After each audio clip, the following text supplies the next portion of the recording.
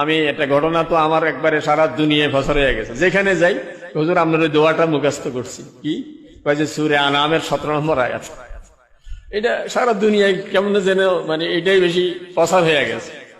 যে আমার একজন খুব পরিচিত লোক, আপন লোক, ওনার মারাত্মক ক্যান্সার, ইন্ডিয়া থেকে ঘুরে আসছেন, বলতেছে যে কোনো চিকিৎসা নেই।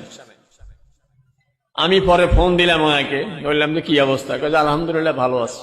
কিন্তু অবাক হয়ে গেছে, এরকম যাকে ডাক্তার ফেরত দিয়েছে উনি এখন ভালো আছে। ক্যান্সার তাও পাকস্থলীতে ক্যান্সার, মারাত্মক জায়গাতে।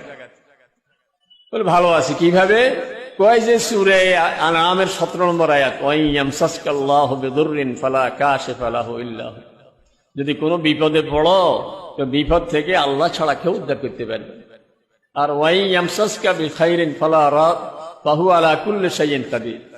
ওয়াইয়ামসাসকাল্লাহু বিদুররিন ফালা কাশিফা লাহু ইল্লা হু ওয়াইয়ামসাসকা বিখাইরিন ফাহুয়া আলা কুল্লি শাইইন কাদির। যদি আল্লাহ বিপদ দেয়, কেউ বিপদ চলাইতে পারবে না। আর আল্লাহ যদি কাউকে সুখে রাখতে চায় তো আল্লাহ তাআলার কুদরতের মোকাবেলায় কেউ কিছু করতে পারবে না। জন্য বিপদ, কঠিন বিপদ থেকে বাঁচার সবচেয়ে বড় উপায় হইল আল্লাহ তাআলার কাছে ধর্ণা দেওয়া।